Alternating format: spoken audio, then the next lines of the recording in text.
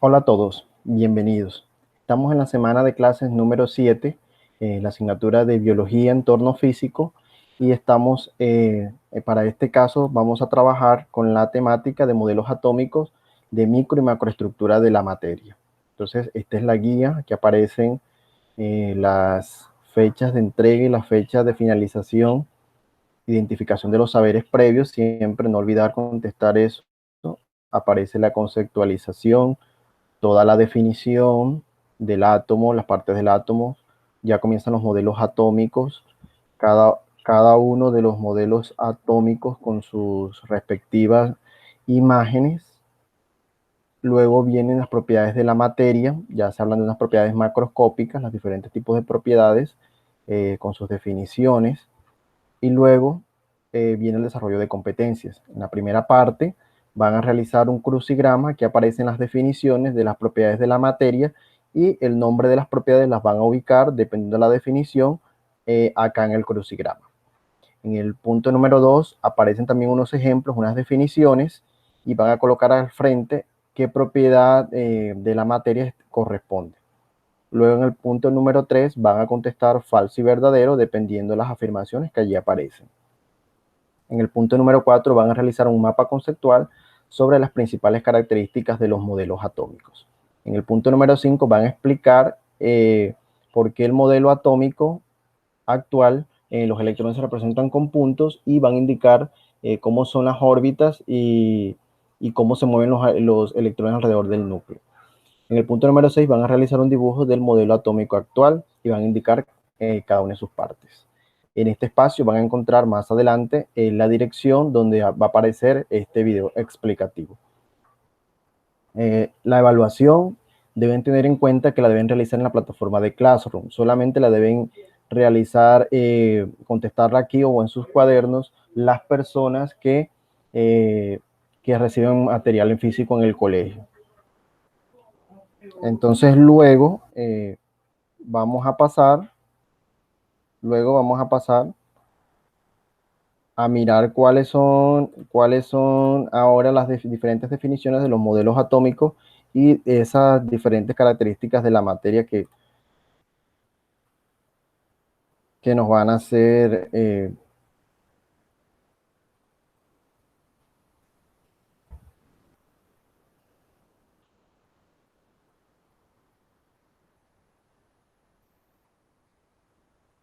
vamos a mirar aquí, a darle presentación. Vamos a ver acá. Presentación.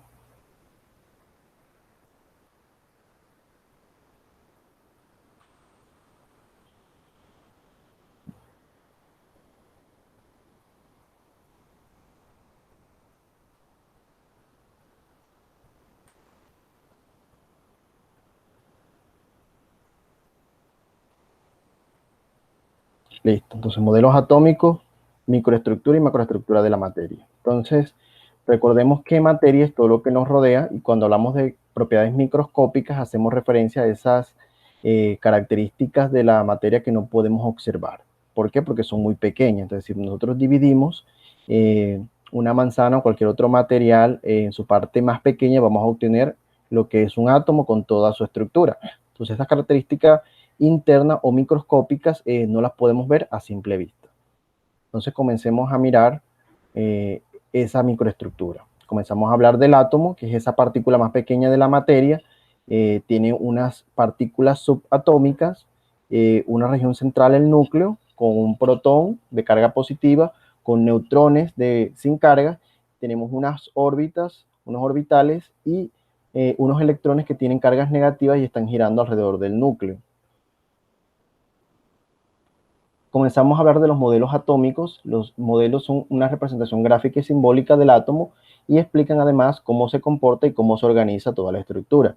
Estos modelos también han sido modificados y adaptados de acuerdo a los resultados de investigaciones y descubrimientos. Por eso podemos observar aquí en esta diapositiva cómo a partir del transcurso de los años fue cambiando ese modelo en la medida que se iban descubriendo nuevas cosas, hasta llegar hasta el último modelo actual. Vamos a ver en qué consiste en cada uno de ellos. El primer modelo fue propuesto por Dalton, quien determinó que los átomos eran una esfera maciza, indivisible, es decir, que no se podía dividir, y que eran iguales para cada uno de los elementos. Por lo menos aquí miren que aparecen cada uno de ellos de diferentes colores, diferentes tamaños, pero eran esferas macizas. Fue el primer acercamiento del átomo. Luego, un segundo acercamiento lo realiza Thomson, quien ya plantea un modelo conocido como budín de pasas, porque ya plantea que el átomo es una esfera, pero esa esfera tiene una carga positiva y también tiene incrustadas unas pequeñas cargas negativas denominadas electrones, que estabilizan toda la carga del átomo. Luego, un tercer modelo atómico lo plantea Rutherford, ya él plantea o rompe con ese esquema de las esferas macizas, determina que los átomos tienen partes vacías y que los electrones se mueven, pero alrededor de unas órbitas, alrededor del núcleo. Veamos en qué consistió el experimento que realizó. La naturaleza positiva del núcleo fue propuesta por Ernest Rutherford a partir de una serie de geniales experimentos que desarrolló alrededor de 1909. Al bombardear delgadas láminas de oro con partículas alfa, que podían ser detectadas por destellos de luz en una pantalla, Rutherford observó que la gran mayoría de las partículas penetraban la lámina sin ninguna desviación. Una pequeña cantidad de partículas, aproximadamente una de cada 20.000, sufría desviaciones bastante grandes al penetrar la lámina. Otra pequeña cantidad no penetraba, sino que rebotaba contra la lámina. Rutherford planteó que solo cabría esperar un comportamiento así si la carga positiva de un átomo estuviera fuertemente concentrada en una región muy pequeña llamada núcleo. Los aspectos centrales de este modelo atómico son que la mayor parte de la masa y toda la carga positiva del átomo se concentran en una pequeña región llamada núcleo, y que fuera del núcleo debe haber un número de electrones igual al número de unidades de carga nuclear. Bueno, entonces mirando las características que plantea Rutherford, él solamente planteaba que en el centro del átomo estaban los protones, es decir, de carga positiva. Entonces, con respecto a esto, se surge la siguiente pregunta. Si en el centro estaban las cargas positivas, ¿por qué esas cargas no se repelían si tenían la misma carga eléctrica? Y sabemos que las partículas que tienen la misma carga se repelen, es decir, que se separan. Pero entonces debía haber una razón por la cual esas cargas se mantenían allí en el núcleo. Esa razón la descubrió este científico James Chadwick, quien descubrió que en el núcleo se encontraban unas partículas denominadas neutrones que no tenían carga y que explicaban por qué los protones permanecían juntos, y era por la acción de una fuerza nuclear que hacía que con las cargas neutras de los neutrones se mantuvieran allí. Luego sigue el modelo atómico de Bohr, que fue un poco más avanzado que el anterior. Ya en este modelo se propone de que las órbitas en las cuales giran los electrones son órbitas que tienen diferentes tamaños, y los tamaños dependen del nivel de energía. Las más pequeñas tienen poca energía y las más grandes mucha energía, y que a partir del movimiento de los electrones podían saltar de una órbita a la siguiente, y cuando saltaban en algunas ocasiones absorbían energía y en otras ocasiones liberaban energía. Entonces a diferencia del modelo anterior, las órbitas tienen diferentes tamaños. Ya luego de ya sigue el modelo atómico actual, que se denomina modelo mecano-cuántico. Este modelo plantea que el átomo tiene dos partes principales, una región central, que es el núcleo, como se venía trabajando en los dos modelos anteriores, y que en ese núcleo están presentes los protones con carga positiva y los neutrones que no tienen carga. Y la siguiente parte principal es la corteza o nube electrónica, que es toda esta región que está aquí alrededor del núcleo, o toda esta cantidad de puntos que se observan acá. Ya no se habla de que las órbitas son unas líneas, sino que ya se hablan de orbitales. ¿Por qué? Porque son unas regiones y tienen diferentes formas. Ahí cabe anotar que en este modelo se representan cada uno por esta cantidad de puntos, no representan que tenga mayor cantidad de electrones.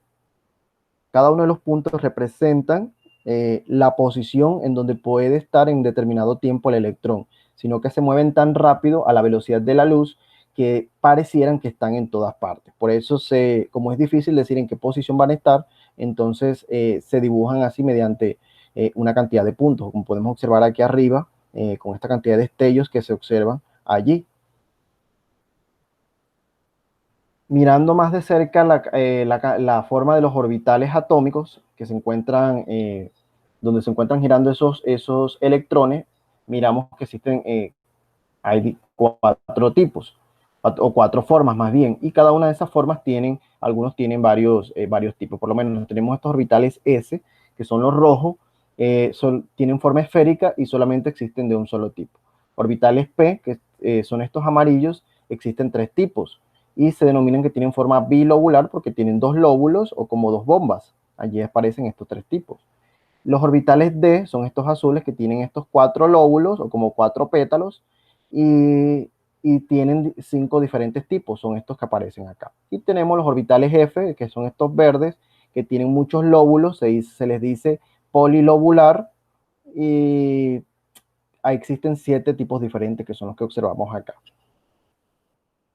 Entonces vamos a ver cómo es el movimiento de esos electrones, cómo es alrededor del núcleo, pero dentro de cada uno de esos orbitales.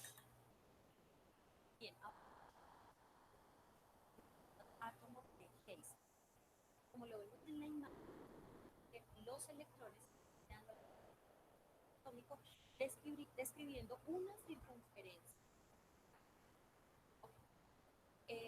Si añadiéramos más electrones o átomos, describiríamos una circunferencia todavía más grande, en donde ahora, si añadiéramos todavía más electrones, estos electrones no se moverían en círculos, sino que se moverían en las tres en donde esos electrones describen como unos globitos unidos en el centro por sus nuditos. Y lo podríamos ver si tuviésemos estudiantes la posibilidad de ver un átomo con un microscopio súper potente, podríamos ver un átomo de esta forma. Esto sería un real. Entonces, como acabamos de ver en este corto video, si pudiéramos ver con un microscopio la forma real de un átomo, como lo es, sería de esta forma, es decir, que serían como cierta cantidad de globos, que serían cada uno de los orbitales y que estuviesen todos amarrados por sus nudos desde la parte central. Entonces tendrían algunos globos fueran en forma de pétalos, otros estuvieran en forma esférica, pero todos estuvieran allí, unidos en el centro. Entonces, podemos mirar una representación un poco más sencilla del modelo atómico, en el cual podemos observar aquí el núcleo con los protones y los neutrones. Tenemos este primer nivel que tiene solamente un orbital S, un segundo nivel que es este amarillo, ya tendría orbitales S y P. En estas flechas hacia abajo corresponden a los electrones. Ya el nivel 3 tiene 3 tipos de orbitales, tiene S, tiene P y tiene D. Miren que aquí algunos electrones están en diferentes orbitales. Y en un nivel 4 ya tendrían orbitales S, P, D y F.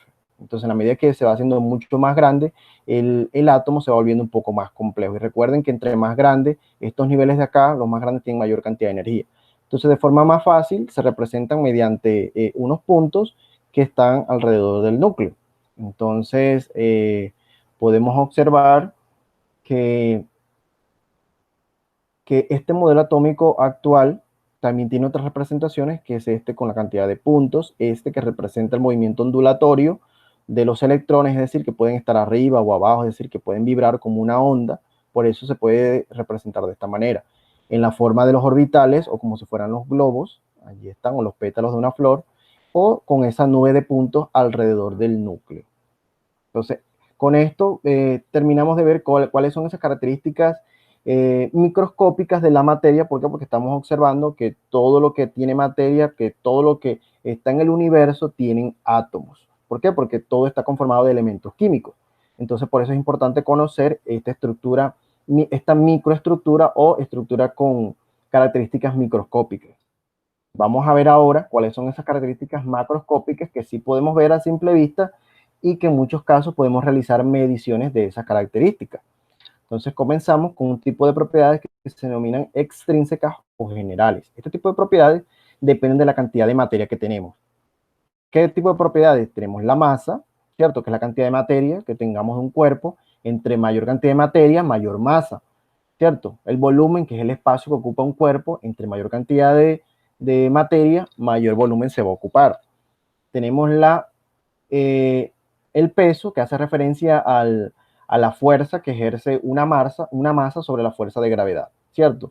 Podemos tener este bloque de 10 kilogramos, pero pesa diferente en la Tierra que en la Luna. ¿Por qué? Porque tienen diferentes fuerzas de gravedad. Entonces, esa es la diferencia entre peso y masa. Masa es la cantidad de materia y peso es la fuerza relacionada con la masa, pero con la fuerza de gravedad del planeta en el que se encuentra, del sitio, en este caso de la Tierra o la Luna, si podemos ver. La impenetrabilidad hace referencia a esa propiedad que tienen los cuerpos de que no pueden ocupar el mismo lugar del otro. Aquí pareciera que la piedra estuviese ocupando el lugar del agua, pero lo que hace es que desplaza el agua. Entonces no es que están ocupando el mismo lugar. Si este vaso estuviese lleno con un objeto o con tierra, esta piedra seguramente quedaba en la parte de arriba, o sea que no, ningún cuerpo permite la impenetrabilidad, la penetrabilidad. Entonces miremos otro tipo de propiedades que se denominan intrínsecas o específicas y estas no dependen de la cantidad de materia. ¿Cuáles son esas propiedades? Por ejemplo, las organolépticas. El color de un objeto no cambia si tenemos un objeto grande o un objeto pequeño. Sigue siendo lo mismo, es decir, que no depende de la cantidad de materia. Entonces, de las organolépticas son las que podemos percibir por los sentidos, como el color, el olor, el sabor y la textura. Tenemos otra propiedad que se denomina densidad y me relaciona la cantidad de masa y el volumen de un cuerpo. Entonces, aquí tenemos unos líquidos, tenemos esta posición porque los líquidos que son más densos siempre se ubican en la parte de abajo y los menos densos van a flotar siempre y van a estar en la parte de arriba. En el caso de esta experiencia que tenemos agua normal con un huevo, el huevo va en la parte de abajo porque es más denso, pero si al agua le agregamos sal, el agua se vuelve menos densa y por eso el agua se vuelve más densa, por eso baja y el huevo comienza a flotar, ¿cierto? Porque en este caso el huevo aquí es menos denso, por eso flota, y aquí es más denso, por eso va hacia el fondo.